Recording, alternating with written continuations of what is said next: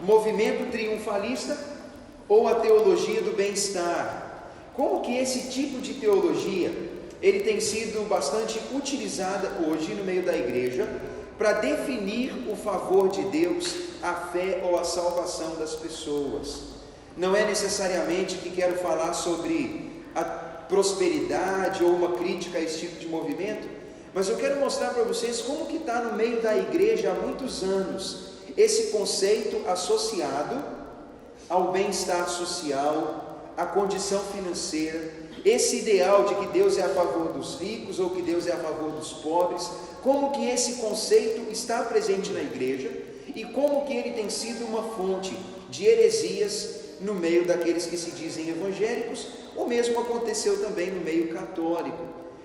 Como quero dizer, irmãos, e eu repito, não é minha intenção em nenhuma dessas aulas apontar o dedo em crítica para algum grupo ou movimento, mas o meu interesse é mostrar para vocês como que algumas ideias, alguns conceitos são perigosos, como que eles atrapalham o evangelho verdadeiro de Jesus, e como que é importante a gente como igreja ter a mente aberta para assimilar isso que a Bíblia diz, está certo? Então meu desejo não é dizer isso está certo, isso está errado, aquele grupo é mal intencionado, não é dizer assim, aquela igreja, não é minha ideia, mas é só alertar vocês como que precisam tomar cuidado com algumas ideias que são realmente perigosas. Aí alguém pergunta, mas pastor, o que é perigoso? No meu entendimento, irmãos, tudo aquilo que diminui o mérito de Jesus é um problema. Aquilo que tira atribuições, qualidades de Jesus, é aí que está o cerne da coisa. E se a gente observar todo o Novo Testamento, a própria Bíblia, eu tenho falado isso por vezes, a Bíblia gira em torno de Jesus. Jesus é a chave central da Bíblia, porque quando nós pensamos que Deus criou o homem ele fracassou no seu relacionamento com Deus, o homem fracassou no seu relacionamento com a criação de Deus, o homem ele está então numa condição bastante desorientada, não só na relação dele com Deus, mas o homem está desorientado no seu relacionamento com as pessoas, ele está desorientado internamente. O problema humano, do pecado humano, é que ele afetou o homem em todos os seus relacionamentos. E a Bíblia nos mostra que Deus, então, ele está trabalhando ou redimindo, salvando os homens. E esse é o tema da Bíblia, como que Deus, ele restaura e salva a sua criação. E a Bíblia, então, nos mostra essa história. E toda essa obra da salvação tem a ver com Jesus. E, irmãos, tem a ver com Jesus mesmo para aqueles que estavam no passado antes de Jesus nascer. Às vezes a gente faz essa pergunta, mas qual é o critério de Deus para aqueles que viveram antes de Jesus nascer? Qual era o critério para Abraão, para Isaac, para Moisés, para o povo daquela época? O critério sempre foi fé em Deus, confiança em Deus, obediência e relacionamento com Deus. De alguma forma, irmãos, o que Deus sempre buscou é que as pessoas dependessem dele para a sua vida, para a sua salvação, como se o homem tivesse relacionamento com o seu Criador. O critério sempre foi esse. É o que Deus queria do povo que estava no Egito, os judeus, é o que Deus queria dos povos do passado, e é o que Deus continua querendo até hoje, que a sua criação estabeleça relacionamento com Ele. Mas uma vez que Jesus Cristo veio, a Bíblia fala que Ele é o meio pelo qual o homem tem relacionamento com Deus. A Bíblia diz para nós que Jesus Cristo, Ele é esse caminho de acesso, nele se concentra a verdade, Ele é o doador da vida. A palavra nos diz que Ele é o intermediário entre o homem e Deus, é na autoridade dele que o homem tem vida eterna. A Bíblia não se cansa de dizer que Deus, Ele quer que o homem tenha relacionamento com Ele. E agora que Jesus Cristo está aqui, que Ele já veio, que a sua história já está conhecida e já foi cumprida, o que Deus espera é que os homens possam se relacionar com Ele por meio da obediência a Jesus Cristo, por meio da imitação de Jesus Cristo e por meio da fé em Jesus Cristo. Esse é o critério. Então, irmãos, o que eu quero dizer? Deus está buscando relacionamento com a sua criação. Antes da vinda de Cristo, os critérios eram humildade, obediência e fé. O homem se relacionando. Os critérios hoje são os mesmos. Mas uma vez que Cristo, tão prometido, veio, Deus ele diz: eu quero que vocês tenham humildade, quero que tenham relacionamento por obediência, quero que tenham fé, mas agora tudo isso na pessoa de Jesus, que é o Deus homem.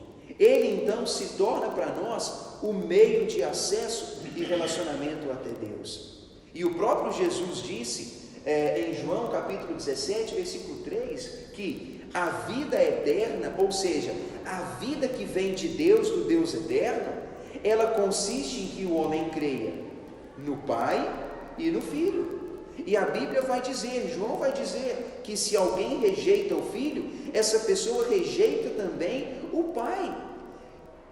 Tudo, irmãos, tem a ver com a pessoa de Jesus. E a Bíblia ela é muito clara nisso, no sentido de que nada pode diminuir as atribuições de Cristo. Nada pode ser colocado além. E os apóstolos falavam muito: não lancem outro fundamento além daquele que já foi anunciado. E o fundamento, a base, é Cristo. Eles iriam dizer que a gente não poderia pregar outro nome, que a gente não deve embasar a nossa fé em outro meio. O escritor da carta aos Hebreus vai dizer: tudo tem a ver com Jesus. Não tem a ver com sacrifício, não tem a ver com oferta, não tem a ver com algo que você faça, tem a ver com Jesus, porque Ele fez tudo. E tudo então tem a ver com Ele. E tem a ver, irmãos, com o meu relacionamento com Ele. Então já não é mais assim, o Tiago tentando achar um caminho, para ter relacionamento com Deus. Não, é simplesmente Tiago aceitando que Deus já providenciou uma maneira. E a maneira é a fé na pessoa de Cristo, a obediência aos mandamentos de Cristo. E é por isso que ele diz, ele mesmo fala no Evangelho, especialmente como relata o Evangelho de João. Jesus diz: aquele que me ama guarda a minha palavra. Aquele que guarda a minha palavra, esse é o que me ama.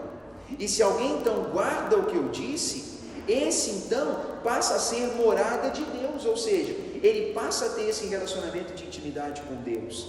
Tudo então, irmãos, tem a ver com Jesus e com a maneira como nós nos relacionamos com a sua vontade, com os seus mandamentos, a fé que nós dedicamos à pessoa de Jesus. As heresias que afetam a igreja de Deus hoje são heresias que diminuem os méritos de Jesus. Quase sempre, irmãos, aquilo que vem atrapalhando a igreja tem a ver com ideias que roubam de Cristo e colocam em outros personagens históricos, ou colocam em mim mesmo a capacidade de relacionar com Deus, de alcançar o favor de Deus, de alcançar a vida eterna, ou de alcançar as bênçãos de Deus. Repito, irmãos, não venho aqui com crítica, tá? Mas, por exemplo, se uma determinada igreja acredita que o homem pode alcançar a salvação se prostrando perante outra pessoa, seja um santo qualquer ou um personagem qualquer, aquilo significa que Cristo, então, ele não é suficiente. Se eu disser que dependo de São Judas para ser salvo, significa que Jesus não pode salvar-me. Esse é o grande perigo. Talvez a pessoa poderia dizer: eu admiro, eu simpatizo, eu conheço a história e ele é um exemplo para mim. Isso é uma coisa, não é verdade? Dizer que você simpatiza, que você admira é uma coisa. Outra coisa é dobrar diante dele e buscar a graça de Deus através dele. Irmãos, alguém que é exemplo só pode me dar exemplo, não pode me dar graça. Ele não pode perdoar um pecado meu, ele não pode trazer o favor de Deus para mim. Ele pode ser para mim um exemplo. Da mesma forma que quando a gente olha um personagem dos nossos dias, um exemplo, a gente olha uma pessoa que é de destaque, uma pessoa que dá para mim um bom exemplo, seja em qualquer que seja a área, qualquer que seja, você vai olhar para ele e falar assim: nossa, esse homem me ensina como ser bom administrador da minha renda, como que eu posso me tornar um homem de sucesso, vou ver lá a história do Steve Jobs e tal. O máximo que eu posso alcançar nele é exemplo, motivação. Eu não posso alcançar nele riqueza, porque ele deixa para mim um exemplo, ele não me dá a coisa em si. É a mesma coisa que acontece no relacionamento com essas outras figuras religiosas. Elas poderiam dar a mim um exemplo, poderiam dar a mim motivação, mas elas não poderiam me dar a salvação, ou a graça, ou o perdão de pecados, porque isso só pode dar o próprio Deus. Então veja qual é o perigo, quando se prostra perante outra pessoa, outra figura. A mesma coisa acontece, irmãos, nas heresias que nos aproximam daquela ideia de que eu posso tudo por mim mesmo, aquela ideia de que tudo tem a ver com o quanto eu oro, com o quanto eu oferto, com o quanto eu jejuo, ou com o quanto eu derramo de lágrimas.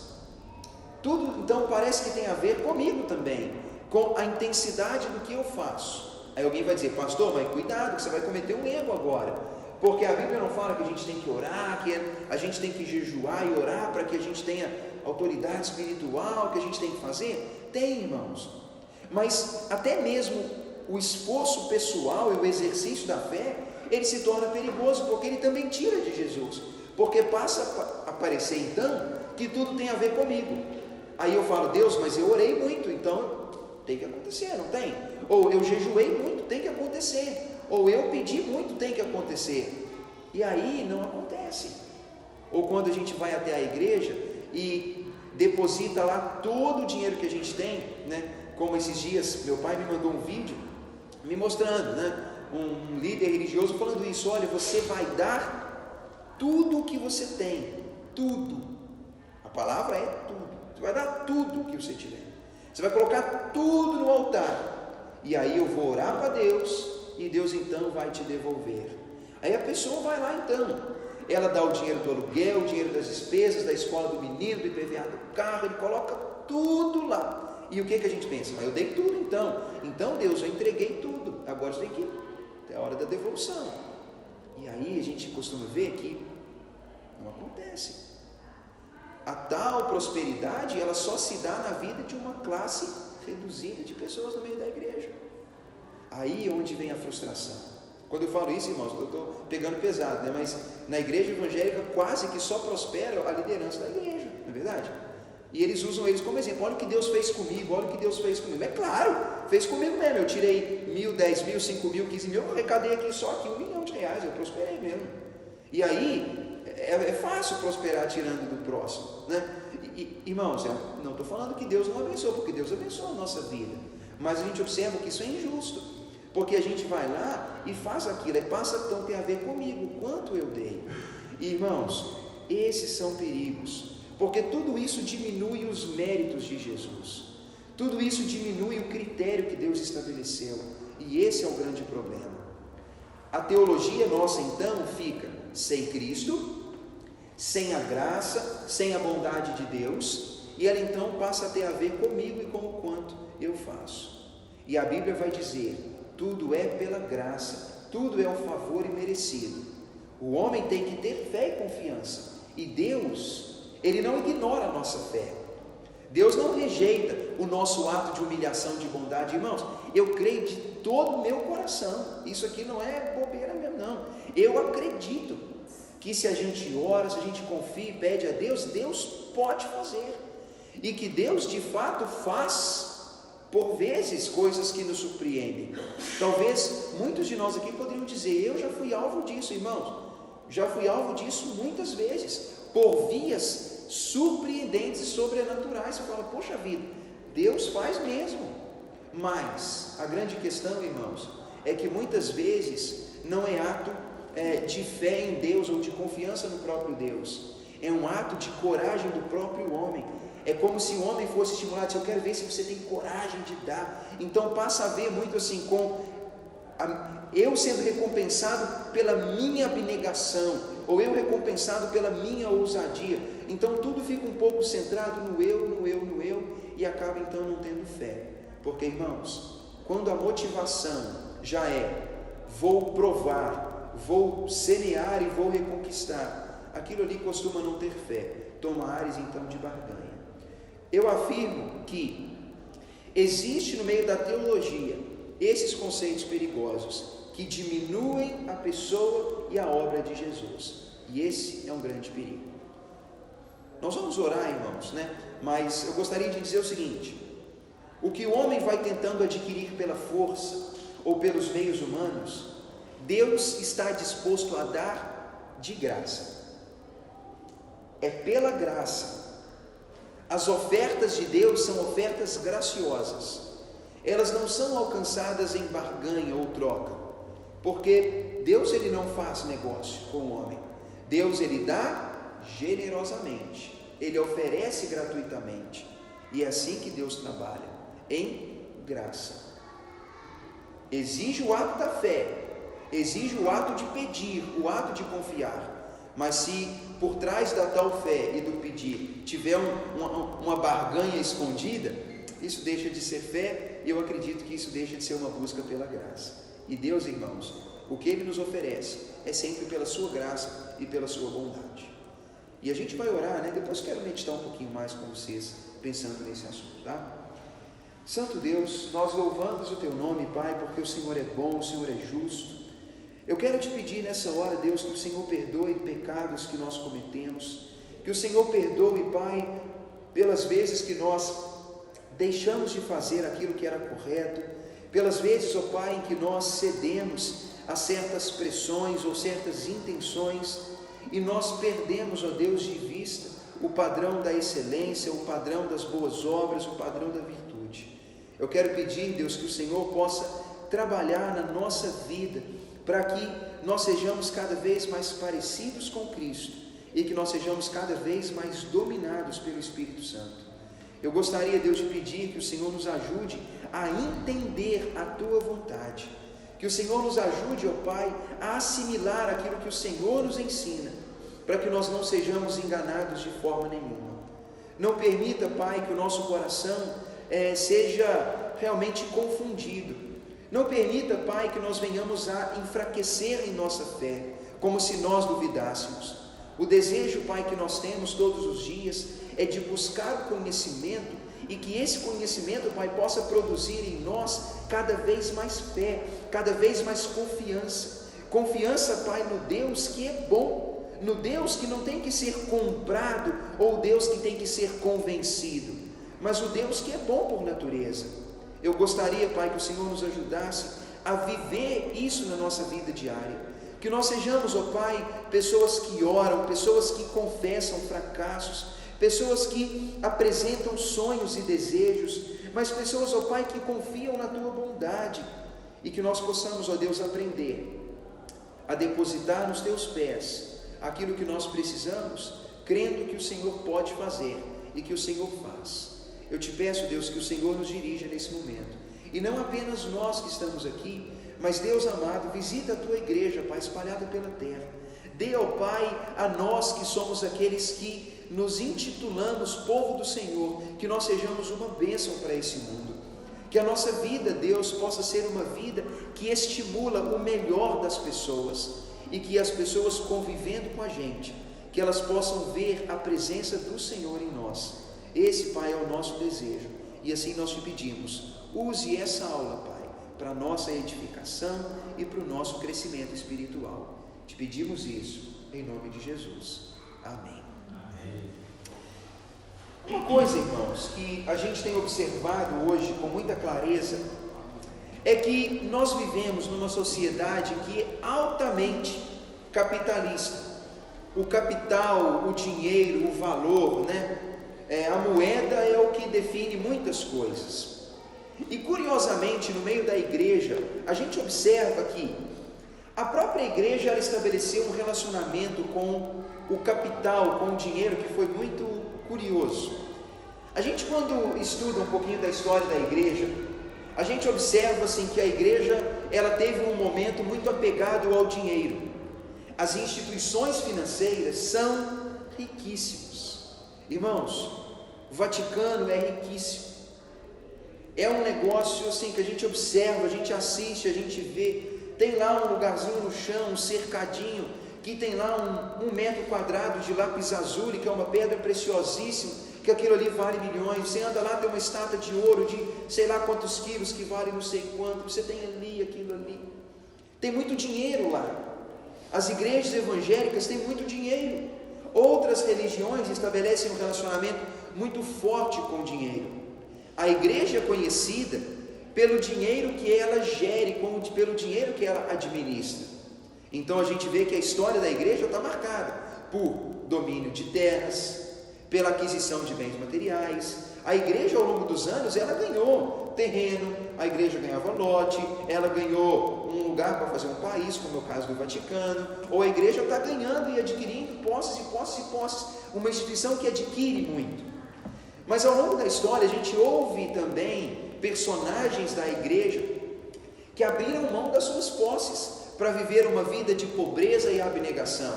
A gente vai pensar no São Francisco, um homem lá de Assis, que foi um homem que tinha possibilidades e ele abre mão daquilo e decide então viver uma vida de generosidade, uma vida de serviço em certa pobreza.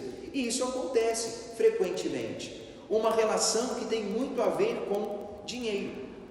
E muito da maneira como as pessoas interpretam a própria Bíblia, irmãos, é visto pela ótica dos valores materiais.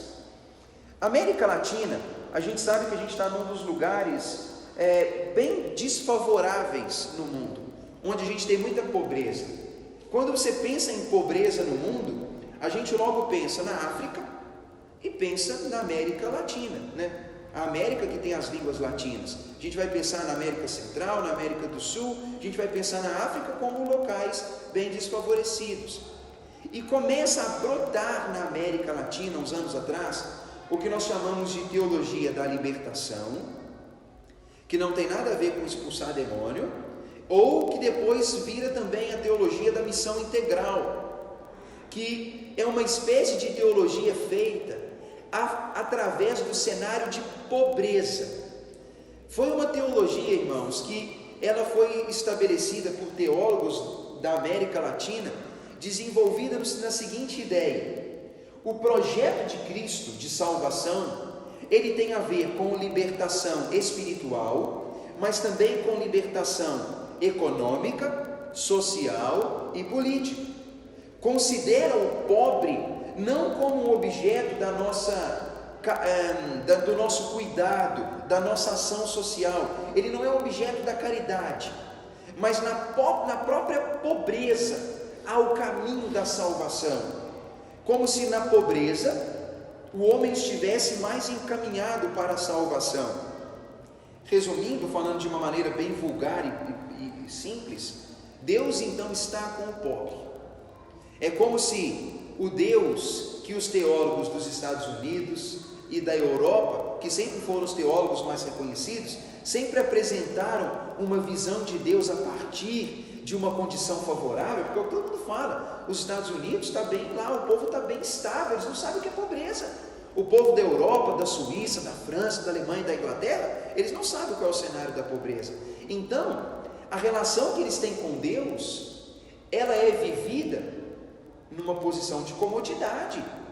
E aí, quando o povo vê aqui na América, nessas regiões, um cenário de pobreza, eles vão dizer: não, Deus ele está do lado do pobre. A pobreza é um meio. E começam então, irmãos, a desenvolver uma teologia que tem muito a ver com a questão social. E alguns deles, no meio desse caminho, começaram a achar que a salvação tem a ver com libertação social. E se torna então um aspecto perigoso disso. Eu estudei numa instituição eles eram defensores da teologia da missão integral, o que é ótimo, no sentido de que você leva o evangelho, mas você também trabalha nas necessidades sociais, nas debilidades da comunidade, que você leva em conta a realidade da pessoa. Irmãos, isso é bíblico, totalmente bíblico. E eu, só um parêntese, a crítica dessa teologia da missão integral da libertação é que o missionário ou o teólogo americano e europeu, eles sempre se preocuparam muito com a alma. A alma é o que é importante. Se a alma for salva, o corpo que se exploda. entendeu? Se eu fui lá para te levar o evangelho, a comida, isso é outra história. Então, eles não estavam muito preocupados com isso. É um negócio do tipo, cheguei lá, falei o que eu tinha que falar e pronto, o resto é a vida que você tem. Então, não foi uma teologia muito generosa de compartilhar.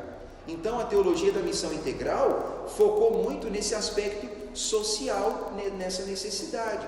E quando eu estudei nessa instituição, começa com uma aparência de teologia, mas o negócio logo vira, parece que um movimento político, um movimento de boas obras, e acaba perdendo a essência do próprio evangelho, sabe? Foca-se tanto na questão social, política, econômica, nessa coisa humana, que talvez você perde de vista a necessidade da salvação da pessoa, do ajuste interno, da reconciliação do homem com Deus, falando espiritualmente também. Esse é um grande problema. Esse é um lado da moeda. A teologia, vamos dizer, atrelada à pobreza. Mas com o passar do tempo, começa a surgir o que está muito na moda hoje, a tal da teologia da prosperidade. E a teologia da prosperidade, a base dela vou citar palavras de um outro teólogo, ele diz: a bênção divina não é apenas a salvação, mas também e principalmente as riquezas terrenas alcançadas aqui e agora. Então a salvação não tem a ver com o espiritual, com o relacionamento com Deus, tem a ver principalmente com as riquezas aqui e agora. E nesse cenário, então, a falta de recursos materiais ou a falta de uma saúde perfeita é interpretada como falta de fé ou como obra do mal. A teologia da prosperidade está desenhada aí. Salvação que tem a ver com relação do homem com Deus, mas principalmente com riqueza hoje, com saúde perfeita hoje, e alguém então que não é rico e que não tem saúde perfeita, é logo visto como alguém que não tem fé, ou como alguém que então está debaixo de alguma maldição ou obra do maligno. Esse então, irmãos, é o cenário da igreja, como eu disse, muito vinculada com o dinheiro e com os recursos materiais. E aqui é onde vem a nossa nota de tristeza. Igreja evangélica, irmãos, é muito mal vista pela sua relação com o dinheiro. A igreja católica é muito mal vista pela sua relação com o dinheiro. O dinheiro, então, se tornou um dos alvos muito importantes da igreja, ao mesmo tempo que é o alvo da igreja, é o alvo de escândalo relacionado à igreja. E será então que a Bíblia, ela foca tanto nisso? Será que isso é um aspecto importante? Eu quero, irmãos, mostrar para vocês alguns versículos, tá? Só para a gente observar como que nas palavras do próprio Cristo esse conceito é demonstrado. Abra a Bíblia, por favor, irmãos, em Lucas, capítulo 12. Lucas, capítulo 12.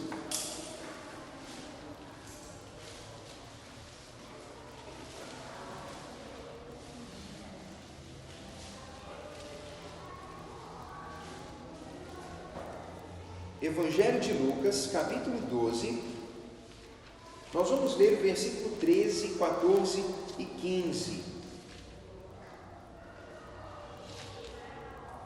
13, 14 e 15. Perdão, capítulo 12, tá? Capítulo 12, versículo 13 a 15. Diz assim: nesse ponto, um homem que estava no meio da multidão falou a Jesus: Mestre, ordena ao meu irmão que reparta comigo a herança. Mas Jesus lhe respondeu: Homem, quem me constituiu juiz ou partidor entre vós? Então Jesus lhes recomendou: tende cuidado e guardai-vos de toda e qualquer avareza, porque a vida de um homem não consiste na abundância de bens que ele possui. Olha como essa passagem, irmãos, é interessante. Jesus estava ali pregando, e no meio daquele cenário de pregação chega um homem que estava naquela velha picuinha que já era comum lá, que ainda é comum hoje, o tal da herança. Melhor é nem deixar herança para ninguém, né? Não é verdade, irmão? Herança é motivo de briga. Bom é quando a gente não deixa nada para ninguém brigar. E assim, era problema.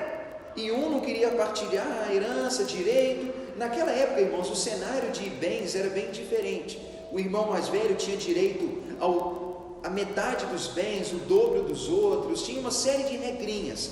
O primogênito tinha benefícios, mas eu não sei se esse é o cenário aqui.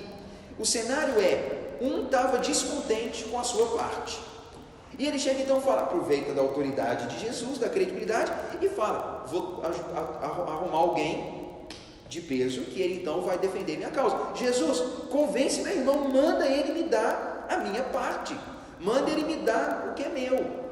Talvez, irmãos, estava tendo ali um desacordo, um desentendimento, talvez um estava querendo mais do que lhe devia, porque a lei dele já era bem definida, não tinha briga, cada um tem uma parte, tudo já bem definidinho, né?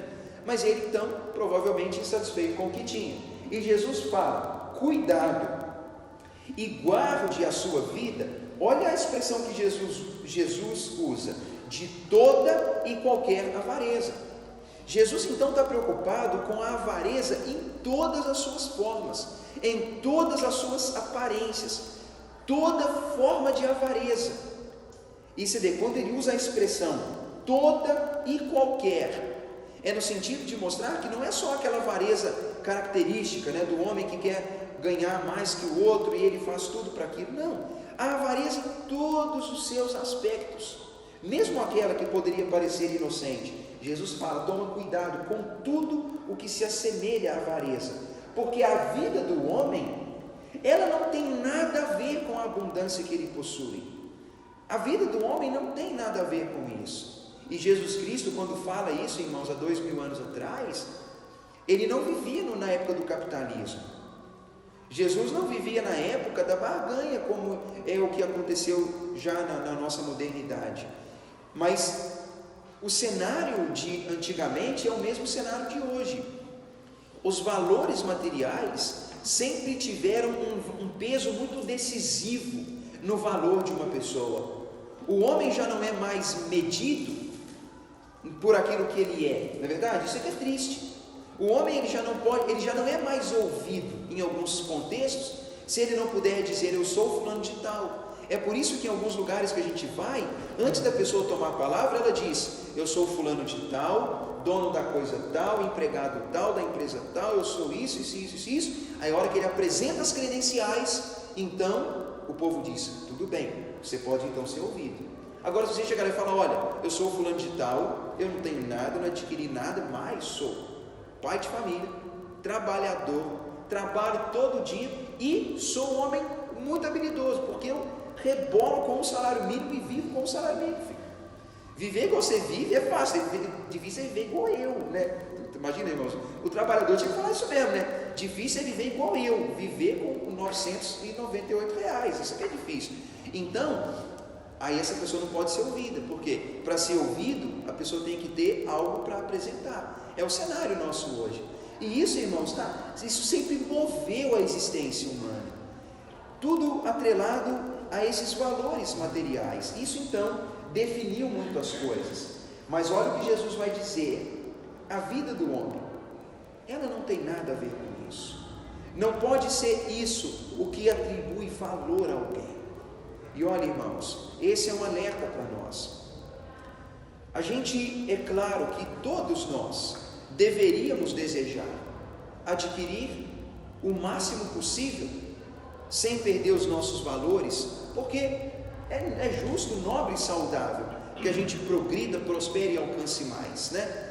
Mas que a gente não veja nisso uma maneira de ter credibilidade, mas que a gente possa aprender que o meu valor consiste não no que eu tenho, mas a gente sentir feliz e pensar assim, olha, eu tenho sido um pai bom, tenho sido um homem de caráter, olha, eu não tenho muito para apresentar, mas eu sou honesto com aquilo que tenho, sabe? Eu sou uma pessoa de caráter e de valor, para que quando alguém falar assim, mas o que você tem para apresentar? Você fala, olha, eu criei meus filhos, eu tenho meus netos, olha, nunca prejudiquei ninguém, eu respeito as pessoas, sei lá, que a gente possa sentir que a gente tem valor por aquilo que nós somos, e não por aquilo que a gente apresenta. Eu já falei isso aqui um dia, a gente tem ouvido muito isso hoje, pessoas que estão tentando adquirir uma outra posição, para assim então acharem que vão ter direito de falar. Irmãos, eu falo, isso é perspectiva minha, eu tenho pavor disso, é uma coisa que sempre me trouxe muita tristeza, sabe? Eu falo como pessoa e como pastor.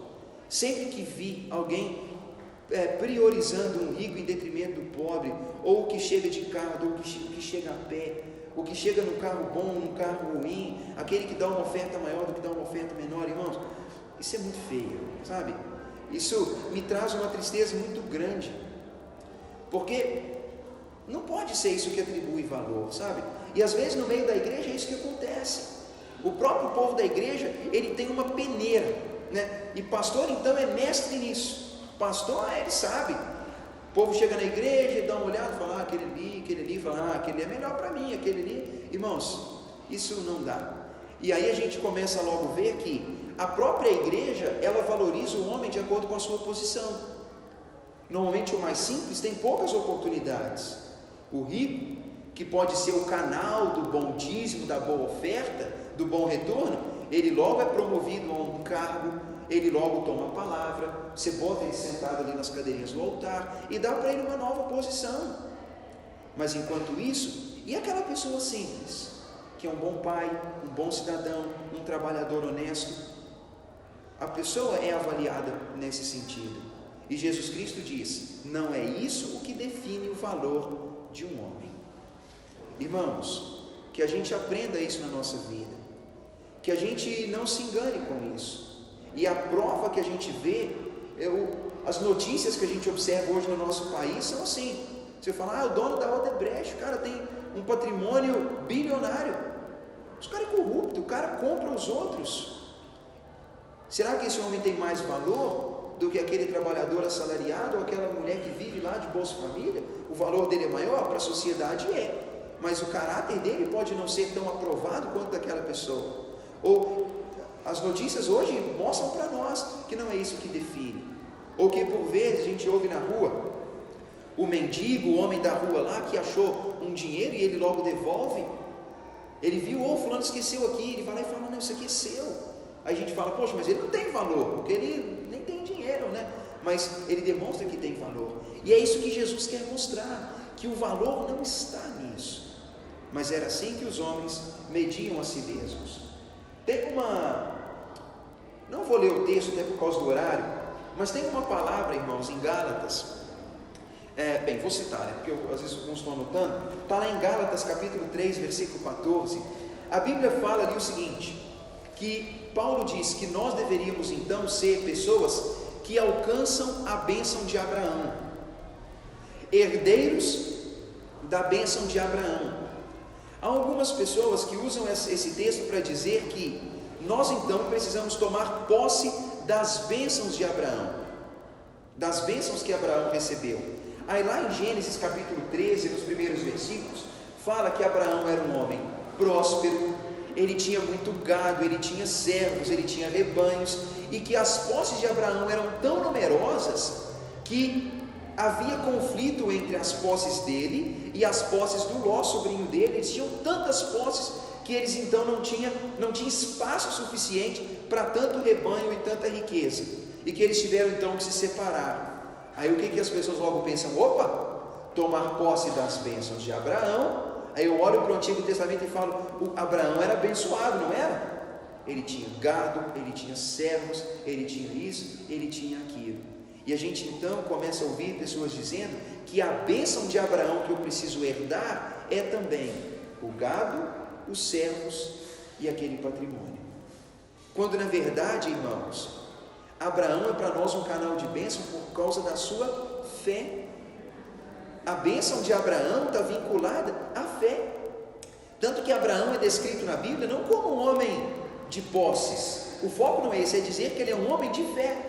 O homem que sai da terra e vai para outra terra em obediência a Deus. Um homem que com 75 anos recebe a promessa de ser pai. Um homem que se torna pai com 100 anos de idade. Um homem que se tornou pai de uma nação. Tudo isso por causa da sua fé. Esse é o cenário que a Bíblia apresenta. Mas aí a igreja, que olha tudo da ótica material, ela diz que a bênção de Abraão que vou herdar é a bênção da riqueza. Quando na verdade, Abraão é para nós um homem que nos traz bênção por causa da fé. Capítulo 12 de Lucas, irmãos. Vamos observar um pouquinho, na continuidade da passagem, versículo 29. Versículo 29, 12 e 29, o texto diz: não andeis, pois, a indagar o que havemos de comer, o que havemos de beber, e nem vos entregais a inquietações, porque os gentios, ou seja, os povos que não conhecem a Deus, os gentios de todo o mundo, é que procuram essas coisas, mas o vosso Pai, Ele sabe que vocês necessitam delas. Buscai antes de tudo o reino, e estas coisas vos serão acrescentadas. Não temam, ó pequenino rebanho, porque o vosso Pai se agradou em vos dar o seu reino. E Jesus então fala: vendei os vossos bens e dai esmola, fazei para vós outros bolsas que não desgastem, tesouro inextinguível nos céus, onde não chega o ladrão, nem a traça consome. Porque onde está o vosso tesouro, aí também estará o vosso coração. Quando Jesus Cristo, irmãos, ensina essa palavra, Jesus está querendo mostrar para aquelas pessoas que a gente precisa confiar no cuidado de Deus, confiar na provisão de Deus. É claro, irmãos, que eu falo isso com alguma cautela, porque quem é pai da família, quem é mãe de família, a gente levanta todo dia pensando: bem, eu preciso trabalhar para ter dinheiro para colocar comida em casa e para atender essas necessidades. Então, a gente tem que admitir que esse é o cenário, né? Porque se a gente simplesmente levantar, cruzar o braço e falar: então Deus, faz o maná vir, traz a codorna e faz a CEMIG esquecer de mandar a minha conta, não é isso, né? O cenário é do trabalho. Esse é o cenário, né, que a gente tem que trabalhar mesmo. Mas o que Jesus está dizendo é: não viva com inquietação. E vamos falar uma coisa aqui por honestidade, irmãos. A inquietação atrelada ao dinheiro, ela normalmente não tem nada a ver com sobrevivência. Pare para pensar. O dinheiro só dá inquietação quando a gente quer mais do que precisa. Ou vocês acham que o pastor Tiago está ficando assim meio... Estou não, irmãos. Sou um estudante das finanças, vivo nesse meio aí, né? Então eu vejo que é isso. A inquietação, ela vem, no geral, quando a gente quer ir além daquilo que nos é necessário. Repara para ver. Tem gente que tem assim, para viver, a pessoa não ganha muito nem pouco, mas ela também nem inquieta. Você vê, ela vai lá, ela tem um crediário na loja ali, ela paga ali ela tem... Não tem nem cartão, né? Ela vai lá, ela paga lá, no papelinho, naqueles boletins todo mês e tal, naquele talãozinho, e ela compra lá, compra aqui, compra ali, e vem felizinha da vida, no vidinha dela. Você fala: mas nossa, a pessoa está muito incomodada, como pode, né? Eu vejo isso, minha família, por exemplo, é assim. E está lá, vive, maravilha, está preocupado com muita coisa não. Mas aí por outro lado, a gente que costuma querer um pouco mais, aquilo da inquietação. E a gente vive inquieto.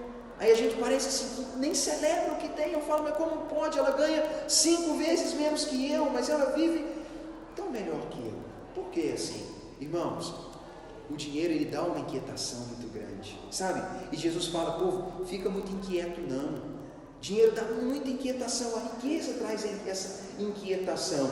E Jesus vai dizer: busque o reino em primeiro lugar. Não deixe o dinheiro tomar essa posição de prioridade, porque Deus está cuidando da gente, né? Deus está provendo, irmãos. Olha, a verdade é que quando a gente olha para o que Deus fez, Deus criou um mundo aí que é um mundo de provisão. Tem muita gente hoje, a gente vê isso, é uma moda nos Estados Unidos, né? O povo abandonando tudo, abrindo mão do seu emprego e indo morar lá no meio do mato para viver uma vida de subsistência mesmo. Está lá os programas, né? Fugido do Caos, ou o programa Fora do Mapa, não sei o que, quem gosta de ver isso, está lá o programa. É assim que é. O pessoal tem um bom emprego, uma boa posição. É isso aí, você vai lá para o Alasca e você quer viver lá, tranquilo. Você constrói uma casinha, você está lá e você... Minimalismo, O minimalismo é isso, aquela ideia de que o sustento está lá, né? Eu posso ir lá, irmãos, eu posso extrair, mas irmãos, eu não quero parecer uma pessoa assim que viaja, né, e tal. Eu entendo o cenário, eu me preocupo também, e é o que me mata, porque se eu penso assim, nossa, a vida podia ser tão mais fácil se não tivesse dinheiro, né? Oxe, o mundo seria tão bom se não tivesse dinheiro, se as coisas não fossem definidas pelo número, a sociedade seria mais fácil. Mas esse é um negócio que traz para nós um grande problema: inquietação para ter, inquietação para manter, ou inquietação para ser igual ao outro, ou para adquirir certas coisas, e assim vem essa inquietação toda. E Jesus, ele ensina para os discípulos não a comodidade, Jesus não ensinou para eles a preguiça. Jesus disse o seguinte: no meio da sua vida, se preocupe em investir em outros valores. Jesus vai dizer: dá esmola, faça o bem. É como se Jesus estivesse dizendo: olha, é mais lucrativo para você, ao invés de viver apegado ao dinheiro, é muito melhor se você vendesse tudo e desse tudo para os pobres e vivesse uma vida simples, do que viver escravo do dinheiro e não ser um praticante do bem. É como se Jesus tivesse que dizer: entre ser muito rico e alguém egoísta que não faz o bem, é melhor você ser pobre, não ter nada, e viver desse jeito. Porque, irmãos, esse é um cenário perigoso. E Jesus vai dizer: onde está o nosso tesouro, aí também está o nosso coração. O nosso coração, irmãos, ele sempre fica naquilo que nos é mais importante. Nosso coração, nossa dedicação, nossa mente, nosso esforço, normalmente, ele está empenhado naquilo que nós consideramos importante, aquilo que ocupa nosso pensamento, aquilo que ocupa nossa energia, nosso tempo. E a gente às vezes para pensar e fala: nossa, eu descobri que eu penso em dinheiro 90% do meu dia, ou que eu penso em sexo 90% do dia, ou eu penso em vingança 90% do dia, ou que eu penso, a gente fala: misericórdia, esse negócio ocupa muito meu pensamento. É onde está, irmãos, o que é valioso para mim, é aquilo que ocupa meu coração, minha mente. E Jesus vai dizer: faça uma análise para ver onde está o coração. E olha, irmãos, que a gente aprenda a ver Deus, não o Deus atrelado às cifras, aos números. Deus não está vinculado com isso. Deus, ele provê. Deus diz que a gente precisa trabalhar. Deus diz que a gente precisa ser sábio no uso daquilo que nós possuímos, mas que a vida não pode se resumir a essas coisas. Não pode se resumir a isso. E o cenário que nós observamos é aquilo que a própria Bíblia vai dizer pelo apóstolo Paulo na carta a Timóteo: nós viemos a esse mundo possuindo, a gente então vai sair desse mundo levando nada. Tudo que eu tenho agora já está bom demais, eu não tinha nada mesmo, né? Então assim, se eu tenho 100, eu tenho que falar: Deus, eu tenho 100, não tinha nada, eu tenho 100. Eu falo: meu irmão, tem 1000, Deus, muito bom, tenho 1000, não tinha nada. O cenário é esse, no cenário de que a gente já pode ter a gratidão pelo que tem, mas que a gente possa, irmãos, trabalhar, desenvolver, prosperar. Desejo que eu tenho sinceramente é de ver a nossa vida prosperando mesmo, mas que não seja à custa da inquietação. Porque, irmão, se for para dar inquietação, meu desejo para mim, Tiago, e para você, é que Deus não dê, se com Ele for dar inquietação, mas que tudo que a gente tiver possa ser acompanhado de paz. Esse é o cenário, né? E para concluir, gostaria, né, de ler com vocês o que diz Hebreus capítulo 13.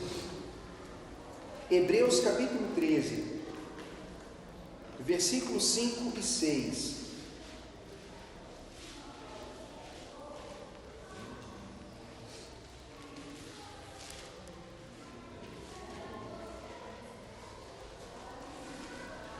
Hebreus capítulo 13, versículo 5 e versículo 6.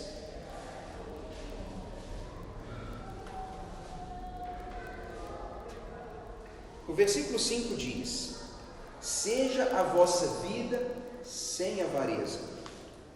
Não é seja a vossa vida sem dinheiro, irmãos. O cenário da Bíblia não é esse. Não é para ter uma vida sem dinheiro, não. O dinheiro é necessário, o recurso é necessário. mas a avareza não é necessária, o amor por Ele não é. Seja a vossa vida sem avareza, contentai-vos com as coisas que tendes. Você fala, opa, mas contentar, irmãos, com as coisas que tendes, não é falar assim, contentai-vos só com o dinheiro que tem. Contente-se com as coisas, é uma maneira ampla de dizer, com tudo que você tem. Deus, irmãos, Ele realmente nos colocou num mundo onde a gente tem recurso financeiro, a gente tem pessoas, a gente tem lugares, a gente tem uma série de coisas que deveriam trazer contentamento. A gente tem uma série de recursos, não só financeiros e não só materiais, que precisam ser alvo do nosso contentamento, do nosso prazer e da nossa gratidão, né? Porque às vezes a gente até nem vive contente, né? Com a família, com os amigos, com as coisas que tem, a gente às vezes nem tem esse prazer todo, né? Mas vai dizer, seja a vossa vida sem avareza, contentai-vos com as coisas que tendes, porque Deus tem dito, de maneira alguma te deixarei, nunca jamais te abandonarei. Assim então afirmemos com confiança, o Senhor é meu auxílio, eu não temerei. Quem me poderá fazer um homem? Essa é a convicção do escritor, irmãos. Nossa vida precisa ser uma vida onde não há escravidão pelos valores. Nossa vida precisa ser uma vida de contentamento e gratidão. Contentamento pelas coisas que nós temos. A promessa de que Deus nunca nos deixa, de que Deus nunca nos abandona. Irmãos, a prova do carinho, do zelo de Deus e a entrega do próprio Cristo é a promessa de algo melhor depois. Vivemos num mundo injusto e Deus não nos engana disso. A gente vive num mundo injusto, infelizmente, mas Deus nos promete um mundo justo para viver. E a confiança do escritor é, se Deus fez essa promessa, o que eu quero acreditar é que, se Deus está comigo, eu não preciso ter medo. Olha, irmãos, essa palavra, quero trazê-la para nós no sentido de mostrar que a heresia da igreja tem muito a ver com o dinheiro. Não estou aqui para fazer a teologia da pobreza, a teologia de abrir mão de tudo, do voto, não. Que a gente trabalhe, que a gente prospere, que a gente alcance aquilo que busca, isso é legítimo, sem escravidão, sem amor a isso, mas com contentamento por aquilo que nós temos, aprendendo que a vida do homem não consiste na quantidade do que ele possui, porque o favor de Deus, ele não tem a ver com o dinheiro, e que a gente possa aprender, irmãos, no meio disso tudo, a valorizar aquilo que é importante. E só para fechar, a igreja de Deus, ela não está valorizando o que é importante. Isso é o que me deixa triste.